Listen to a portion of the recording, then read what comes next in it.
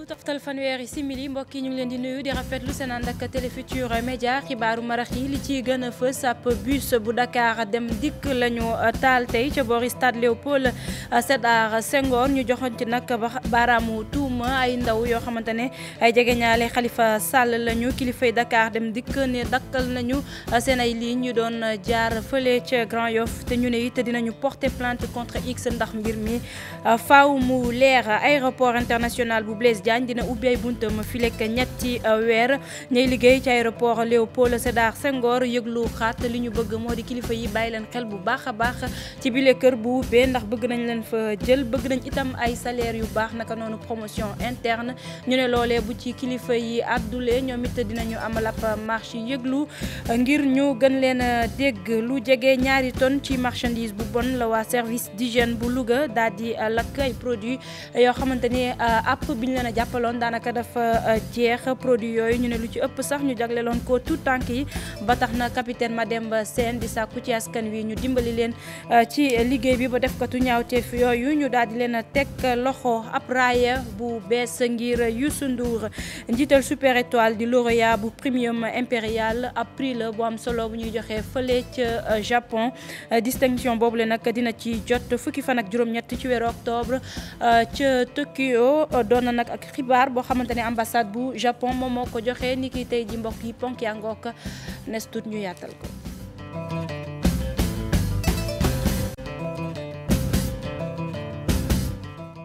dellu di leen nuyu di rafetlu seen ànd ak Télé Futurs Médias di leen dalal jàmm ci xibaaru ngoon gi doore kook lu soxal ab bus Dakar dem dikk gu ñu taal tey jii ci suba fële ca boori stade Léopold Sédar Senghor loolee nag am na ñoo xamante ni joxoñ nañ ci baaraamu tuuma ay jege ñaale Khalifa Sall ñu ne def li ni mel lu ci mën ci am kilifay Dakar dem dikk ñoom mer nañ ba futtu jàpp ni mbir mi dinañu ko yóbbu ci yoon porter plainte contre X ndax faaw rek mu leer waaye ba laata ñuy leksi ci loolu le jot nañoo dakkal seen ay li ñu doon jaar fële ca Grand Yoff ñu ànd ceeg Ibou Kane. HLM Grand Yoff dem beeg dikk bi tàggatémbe ci autoroute bi li ko waral bus Dakar dem dikk bi ñu taal ko ña ko fekkee ne nag ay ndaw la yuy jàppal tànk maire bu Dakar di Khalifa Sall ñoo def lu ni mel. xam nga dama ñëw pour jëli pont bi traversé ma gis ñaari scooters yi traversé génn ñëw bi ñu yegsee ñëpp ñu ngi supporté nag. ñaari si yëpp dañu supporté mais ñoom ñu ngi yuuxu naan libéré Khalifa libéré Khalifa y a un autre groupe aussi bu taxaw ne à côté ñoom ñoo bërëng sax pono yi dugg bloqué bus bi alors nit ñi commencé daw wàcc man ci laa ne qu'est-ce que affaire bi jaaxal ma quoi ma dal di daw man tam jéggi traversé taxaw ci beneen côté bi nit ñi commencé yuuxu ñu taal pono yi taal bus bi dal di continuer dem. bi ñu à hauteur de stade léegi am ñaar ñuy yor moto selon les dires de l'équipage mooy reste conducteur ñëw taaloon pneu ci digg tali bi après arrêté leen wàcce clients yi après jël essence sotti ci après ñu taal seen scooter daw mais selon les dires du receveur ñu ngi doon wax c'est pour la libération de Khalifa Sall. sapeur pompier yi doonte yegg si nañ wante sagar xeeñoon na ba noppi ndax bus bi daanaka dafa tàkk ba jeex Dakar dem dikk nag di ko ñaawlu. daal di dakkalagum ci négandiku yenn lignam yu doon jaar ca Grand Yoff. léegi li ñu woo téléphone c'est devant vous beneen tentative au niveau du lycée Yassane Thiandoum daar loolu moo gën a tax sax motivé pour tous les véhicules qui passent par Grand Yoff ñu bloquer réseau bi sous réseau bi en attendant d'y voir plus clair. direction bu Dakar dem dikk ne nag day porter plainte ala xam ab enquête du ñàkk dinañu ko ci tijji ngir xool nag ñan ñoo def lu ni mel. Ibrahima Kane aéroport international Blaise Diagne dina ubbi ay buntam fileek ñetti weer ñiy liggéey fii ci aéroport Léopold Sédar Senghor ñoom daal di yëglu li ñu bëgg mu di kër googee bu ubbee ñu daal di leen ci jël waaye itam ay salaire yu mucc ayib naka noonu promotion interne loolu yëpp ñu ngi ko xamle tey ji ci suba ci ab assemblée générale bu ñu doon amal leneen lu ñu ci teg moo di ne dàkku ñu amal ab doxu ñaxtu ngir kilifa yi gën leen dégg dañ ci ànd ak Mame Biram Diouf. ñu woote ndaje bi nag ngir waxtaan seen biir diisoo booloo nag nekk benn ngir amal xeex nga xam ni rawatina ci lépp loo xam la nam na tey ci lu soxal seen nekkin ëllëg ci aéroport international Blaise Diagne ñu leeral ko te it liñ ci bëgg ñu amal ko. parce que dañu am déception ñun ñoo tabax aéroport ak 286 milliards ay tubaab jóge fale teguñu fi daara ci table bi amuñu benn expérience en matière d'assistance technique ñi ne dañ leen di dénk aéroport bi ñooñu dem ba ci biir mbiri neex ñi ne ñu léegi sax ñëw leen yéen mii def 30 ans dañ leen di recruter waat di xool ku ñu soxla fan lañ koy yóbbu ngeen nekk ay jaam éternellement. bokk na ci kilifa yi respecté pacte social bu ASECNA ci noonee sax ñu ne bëgg nañu daje ka may mën a doy sekk di jëwriñ nga xam ni moo yor mbirum transport aérien. dañu ko rencontré pour topp li ñu nar a topp ci yoon rencontré directeur u SAL SA suñu leen rencontré suñu amul gain de cause ñu wàcc ci président ñu jëm rencontré président de la République suñ ko rencontré wul nag comme ni ko Ali waxee ñun on a l'habitude de yàgg nañu xeex et fi ñu nekk dafa sensible et dinañu wàcc def si ni mën-mën directeur u SAL SA moom si boppam moom moo ne officiellement que y a un point bloquant mooy am na poñ boo xam ni dafa téye mbir yi ñu nekk lan la mu ne reversement ak recrutement suñu bëggee considérer comme daf ñuy recruter mooy dañuy perdre seen avantage yëpp tey ñun lii dunguleen parce que lii mbir mu mel nii dafa nekk en 2008 jóge woon nañu ANS dem ADS et boobu changement d'employeur rek moo amoon ma tax kenn yëgu ko woon. li ñuy laaj bu fekkee nag antuwul dinañu wàcc ci mbedd mi ngir kat ñëpp dégg leen. ci wàllu politique ak coow li nga xamante ne am na ginnaaw remaniement ministériel bi ñu fi amal ak parti socialiste mi yëglu xam leen ne daanaka gouvernement bi waa APR képp ñoom ñoo ci des coow lee nag am na ñoo xamante ne àddunañ ci analyste politique bi di Abdou Nying moom jàpp na ne li élection présidentielle bi daal di jub si moo waral nit ñi daal di tàmbale yëglu lu ci mënti am. Moussa Sarr bu Ligue démocratique moom li mu xamle moo di ne waa coalition Benno Bokk Yaakaar tey jii la ñu war a gën a booloo doon benn jàppale njiitu réew mi ci li nga xamante ne bëgg na ko dañ ciy teewlu ab reportage bu Moussa Ngom. ay ñaxtoo ki kaas ñu jaarale ci média yi ñenn ñu farek APR ci biir coalition Benno Bokk Yaakaar mel ni dañu ko yokk ba ñu jógee ci investiture yu député ba ci gouvernement bi ñu mujjee taxawal wante lii di ëllëgu coalition boobu loolu taxu koo lëndëm ci gis-gisu analyste bii di Abdou Nying. boo seetloo coalition bi àndoon ak Tanor te ñu jox leen ñetti ministère xam nga ñetti ministère lañu amoon mais bi Ali Aïdara demee ñu bëri d'ailleurs avancé nañu ay non au parti socialiste pensant que dina bokk ci gouvernement pour remplacer Ali Aïdara loolu amul looloo indi wax ji mais je crois que c'est une situation loo xamee ne normal na nit ñi même boo seet ci biir APR am na ay dëkk yoo xam ne ñu wax ne waa ñun pourquoi ñun amuñu ministre ñii di wax ministre yi ñu génnee ci seen bopp ñu wax pourquoi ñu génne ma ndax lan donc c'est phénomène normal la. fanweer ak ñeent ci fanweer ak juróom-ñeent ak ñett ci ñeenti député yoo jël ci biir Benno Bokk Yaakaar jóge APR men lii li président Macky Sall doon tuddee bokk gañe bokk jiite sori na loolu kii di Moussa Sarr yore kàddu Ligue démocratique jàpp ni yaatal war naa gën a am ci ni ñuy doxalee nguur gi. donc il faut dire que solidarité boobu am parce que bu ñu nekkee ci coalition benn parti rek di am doole ñeneen ñi di seen doole di neew. coalition boobu du am doole donc bu ñu bëggee coalition Benno Bokk Yaakaar am doole dañu war a def solidarité def diisoo waxtaan. Moussa Sarr jàpp ne it bureau assemblée nationale ba ñuy waaj a taxal doon na occasion ngir waa Benno Bokk Yaakaar fexe ba ñëpp gis ci seen bopp. du jaadu benn parti wala ñaari parti nekk ci biir bureau boobu ñu ngi ñaan ñun waa Ligue démocratique ñi gën a bari en tout cas. gis seen bopp ci formation bureau assemblée nationale parce que loolu mooy tax ba boo bokkee ci coalition nga mun a nekk à l'aise mais munoo bokk ci coalition ba pare à chaque fois bu ñu distribuer responsable doo ci gis sa bopp loolu bu continuer du baax. attaque lu tegee weer dong des ci ñu dëtmal lii di présidentielle journaliste bii di Abdou Nying jàpp ni li muy jege see tax ñu bëri di gën a yëkkati seen kàddu ngir ñu may leen nopp mu jàpp ne dàqul sax yeneen i parti jokk ci coalition boobu li laata 2019. gannaaw kër gu indi coow ginnaaw remaniement ministériel boobu di caisse de dépôt et de consignation ndax rakku njiitu réew mi la ñu ko jox di Aliou Sall structure boobu le nag jàppale ne bu spécial décret numéro 2006 bu ñeenti fan ci weeru février atum 2006 moom moo ko samp mu nekk nag ab structure boo xamante ne lépp lu soxal logement sociaux yeeg politique de la ville daanaka moom la ñu ko dénk kër la gu am solo ci doxalinu réew mi ki ñuy gën a xamleeg caisse de dépôt et de consignation di Ibou Diouf. Caisse de dépôt et de consignation ñu ngi ko taxawal gannaaw ab décret loi numéro 2006 bu 4 février 2006 loolee nag moo ko jox këddu établissement public bu am statut spécial bu ñuy duppee caisse de dépôt et de consignation. këru liggéeykaay boobu nag li ko tax a jóg mooy wut koppar saytu ko mën ko jébbal nguur gi mu mën ko dugal ci ay projets ya nga xamante ne rek day jëmale réew mi kanam loo xamante ne rek dañu jàpp ne foofu ñu taxaw ci ni mu gën a gaawee ngir wut coupe ay mission ñu duppee prioritaire yoo xamante ne rek foofu ñu gaaw taxaw ci su ko defee nag foofu ñu saytu koppar bi tax ñu mën ko jëfandikoo. bokk na li tax caisse de dépôt et de consignation jóg koppar ba nga xamante ne rek duñ ko mën a dénk ñi nga xam ne ñooy yëngu ci wàllu système bancaire fii ci Sénégal ba tax na rek ñu taxawal këru liggéeykaay bi ni mel ngir mu mën a saytu loolee te ni mu gaawee. caisse de dépôt et de consignation nag nekk service intérêt général fexe bi jëmal lépp lu aju ci wàllu développement économique réew mi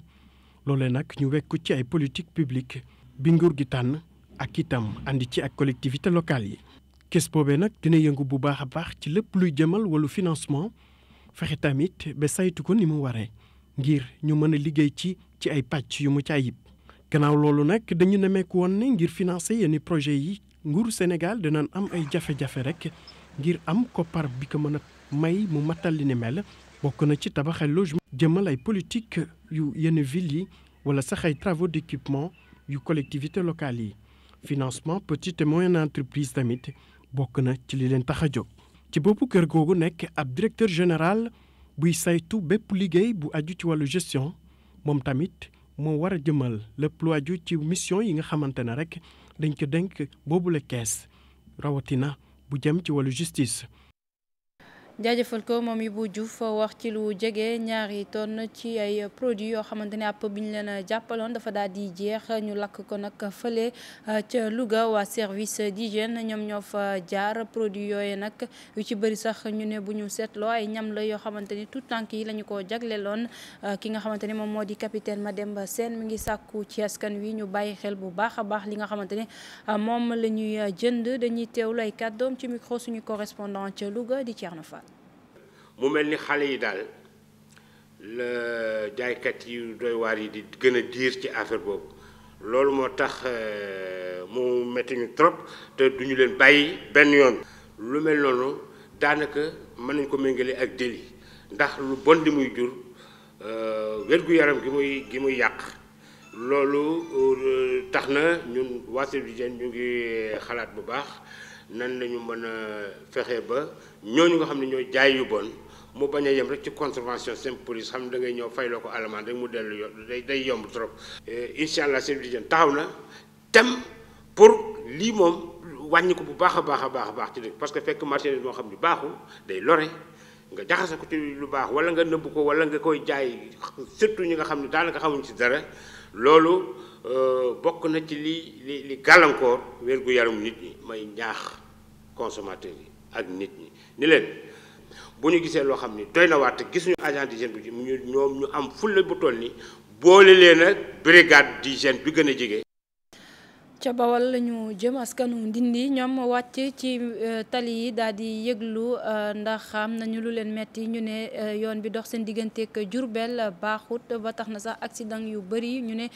moom la ñu fay nemmeeku lu ñu bëgg nag moo di kilifa yi taxaw ci ñu dem sax bay fàttali njiitu réew mi président Macky Sall lim leen digoon ci atum 2012 bi muy laaj réew mi kenn ci ñoom di Sam Diop yëkkati na ci ay kàddu dénk ko Mohamed Jo Diop Talla Samb.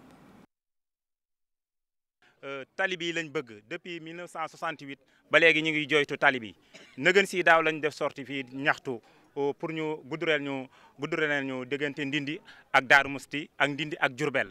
parce que le président Macky Sall moo fi ñëwoon bi muy ñaan réew mi mu wax ne bu ma faloo dinaa leen talil Ndindi ak Njaareem ak Ndindi ak Daaru Musti depuis loolu nag ñoo ngi koy ñaxtu di ko xaar boobu ba léegi mandat baa ngi bëgg a jeex te amuñu tali te sunu morom yëpp am nañ ay tali te vraiment Ndindi mérité na mu am ab tali buñ goudronné ndax accident yi bari na at mu jot li muy rey ci doomu Ndindi dafa bëri vraiment loolu moo tax ñu bëgg président mu goudronné ñu Ndindi ak Daaru Musti Ndindi ak Diourbel. bu loolu antunu boom dafay ñëwoon dikk ba ci dëkk bii nañu da ngeen may jàppale ma falu président bu ma faloo dinaa goudronné Ndindi ak Diourbel Ndindi ak Daaru Musti depuis booba mandat bi. ci commune bu Ndiédiène ñoom it lu ni mel daanaka la ñuy sàkku yoon wu baax jëm seen gox ba ndax ñoom it ay jafe-jafe dëgg moom la ñuy jànkonteel bu ñu bëggee faju ak yi ni mel ñu sàkku ci kilifa yi ñu gestu leen leneen loo xamante ne yitteel na leen lool di jot ci courant gi ndax ñu ne foofee ci juróom fukki gox yi fa nekk daanaka juróom képp ñoom ñoo jot ci courant bi ñu ngi sàkku itam ñoom it ci kilifa yi ñu jàppale leen dañ ci ànd ak Ibrahima Diamé.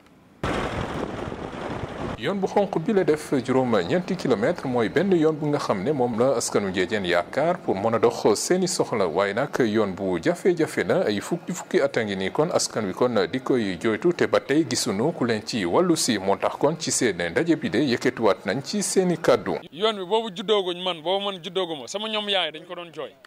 sama ñoom yaay ñoo ko doon jooy ba tey ñun ñii donc yoon bi buñ koy jooyee ak léegi dañoo judd rek fekk ñun buñ juddoo sax nii lañ ko fekk ba nii ñu toll. day gën a yàqu rek amul avancement yoon bi bu ñu juddoo ba léegi noonu la muy gën a yàqu nag. naaw yoon bi itam mbirum électrification rurale lu doyati la ci biir commune bi ñu ne PUDC ba tey xamuñu li muy nuróol. donc ci juróom-ñetti fukki dëkk ak juróom-ñett yooyu juróom ñoo ci am courant te juróom yooyu sax seen am courant mun nañ wax ne gisuñ ci suñ bopp daal ci état bi.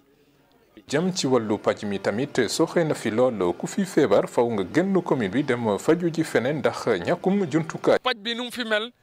dafa daan duñ fi fajoo sax turi paj bu mënuñ ko wax fii ñun suñuy faju dañuy dem ba Daaru Mbitéen c'est à 4 kilomètres de Ndiédiène d'ailleurs bokkul sax ci commune yi Ndiédiène du commune sax village la donc ñun en tant que ñun chef lieu d'arrondissement ba léegi ba commune yi amuñu fuñ mun a fajoo suñuy faju dañuy dem Passy mbaa ñu dem Ndofane mbaa ñu dem Mbitéen Daaru mbaa ñu dem Kaolack mbaa ñu dem feneen sonn nañ. tawat yi yëpp nag tax na bi askan wi kon di woo président de la république Macky Sall mu gaaw wàllu si leen avant élection 2019 sinon nee nañ mën nañ doxalee neneen ndaxte fii ci Ndiédiène waa coalition Benno Bokk Yaakaar ñoo fi mos di gagné.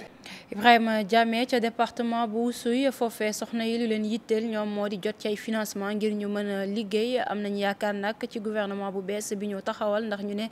ci wàllu financement ñoom daanaka dañuy faral di leen ci fàtte ba tax na bi yoon bëgg nañoo bokk ci mbir mi ñoom it ñu mën a amal seen yëngu-yëngu yooyu le kàddu ñu yëkkati ko ci ab conférence bu ñu amaloon foofee ca département ba ay militant gu gox ba ñoo ko amaloon dañ ci ànd ak suñu correspondant Boubacar Diassi. gannaaw bu ñu amee ndam ba noppi ci élection législative yi te chef de l'état Macky Sall tabb gouvernement bi ay responsable yu parti APR yu féetee ca département bu Oussouye ne waxtu bi jot na ñu daal di leen gestu rawatina lu aju ci financement jigéen ñi jigéen ñooñu sax ñoo yëkkati seen i kaddu. jigéen ñi gisaguñu suñu bopp te depuis Macky Sall bu mu toogee ba léegi gisaguñu foofu suñu bopp ndax financement yi amul financement yi doxul jigéen ñi doxaluñu leen dara. te fu mu ne nii jigéen yi ñoo yoree département bi ñu bàyyi xel ci ñoo xam ne jànguñu. responsable politique yi jege député Aimé Sambou taamu seen jënoon ak taskat xibaar yi ngir fàttali kii di seen njiitu parti. ñoo dem ca région bu Sédhiou diggante Jokkunda ak Makka barrage bi fa am daanaka baaxatul ndox mi sax di wutali seen i tool ba ay hectares yi ceeb yu ñu fa jotoon a am moom moo daal di yàqu askan wa nag jamono ji jaaxle lool sàkku ci kilifa yi ñu jàppale leen ci bile barrage ñu ne ci atum 1996 la ñu ko fa daal di sampoon ay jafe-jafe dëgg ñu ne moom la leen jural jamono ji ñu ànd ceeg Bakary Konté Salasam.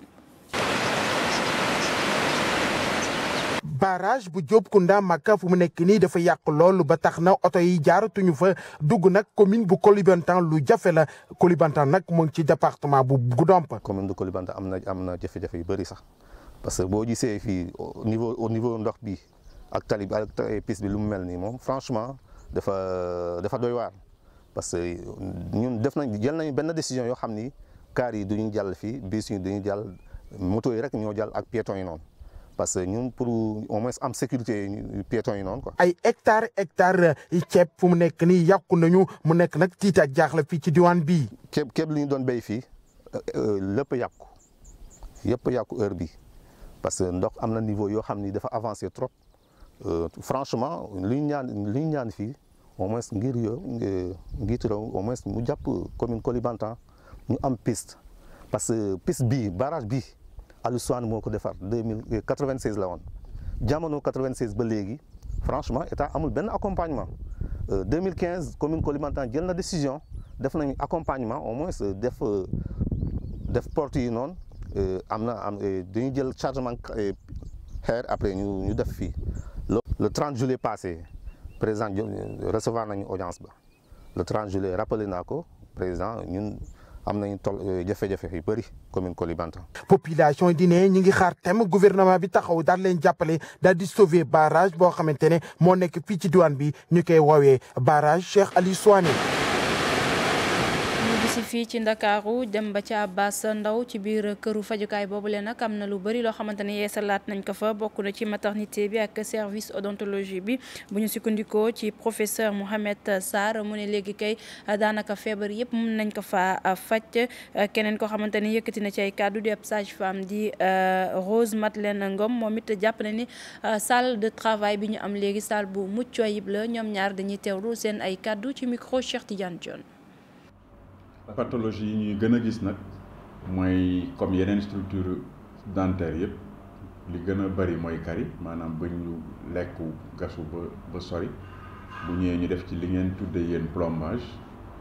bu dul loolu mën nañ dem bu paasee foofu mën nañ ñëw patient bi mën na ñëw ñu war ci def ànd maanaam ñu rey bëñ bi loolu tam dañ ko fiy def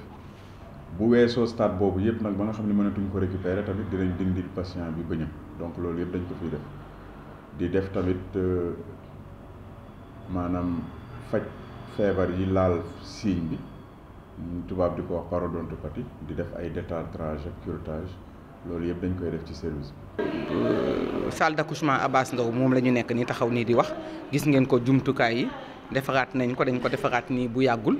rénové waat ko waaw ñu ciy sant yàlla salle de travail bi am nañu 7 lits boo xam ne fii la ñuy seetee maladie pour di leen surveiller fii ba ñuy war a accoucher pour table d'accouchement yi ci 6 am nañu 6 box accouchement pour recevoir maladie ñu mun leen traiter defal leen accouchement bu ay njaboot bu ànd ak bu mucc ayib. kuréel gi ëmb soxna yi fare ci bokk ci ARTP ñoom taxaw temm ngir rek jàppale seen yeneen i moroomu soxna di ñuy yëngu ci wàllu maraîchage nekk fële ca zone de Niayes ba tax na am na jumtuwaay yu am solo yoo xamante ne jox leen ko ngir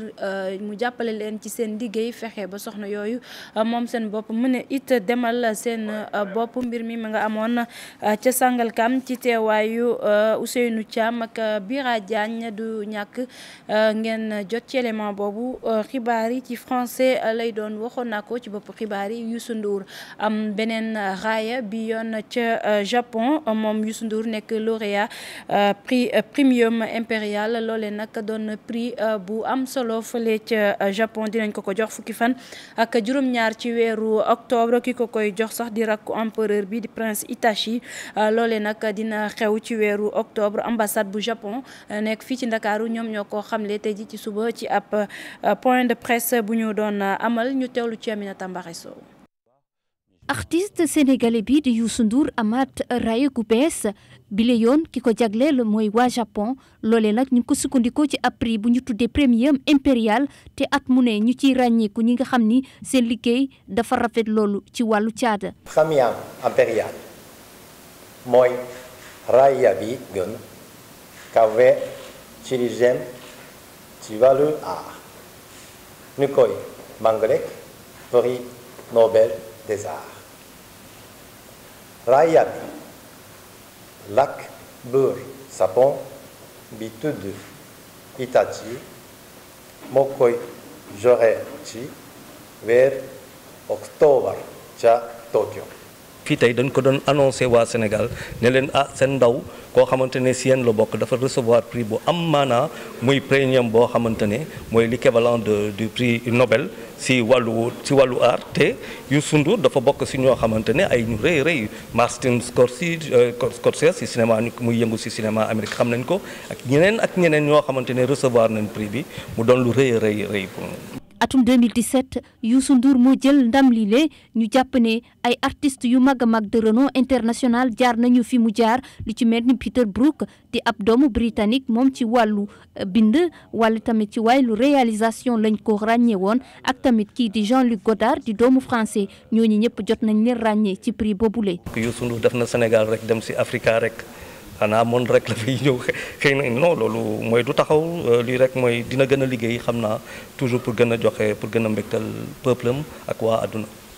man ambassadeur Sapon ci Sénégal maa ngi rafetlu tey am mbégte ci loxoy kilifa gi Youssou Ndour di jël ma di ko ci ndokkeel man ci sama wàll bopp ma dooli ci ni soppey Youssou Ndour ba mag la ëpp na fan nouvelle at njiitum Super Étoile nag dina jot raaya bi nga xam ni réewub Japon moo ko jox ci weeru octobre bi ñu nekk bu amee fukki fan ak juróom-ñett raaya googu nag ki ko nar a jox mooy prince Itachi nekk rakk ci kii di empereur bu Japon. Aminata Mbaare Sow ne bëgg naa gunge PDG am foofule ca Tokyo ngir jot ci boobu lee raaya jaajëfal leen bu baax a baax ci teewlu bi fileeg simili yu néew Cheikh Tidiane Diaw dina fi teew xibaar yi ci français lay doon ñu ñaanal leen guddi jàmm ak programme bu Télé Futurs Médias.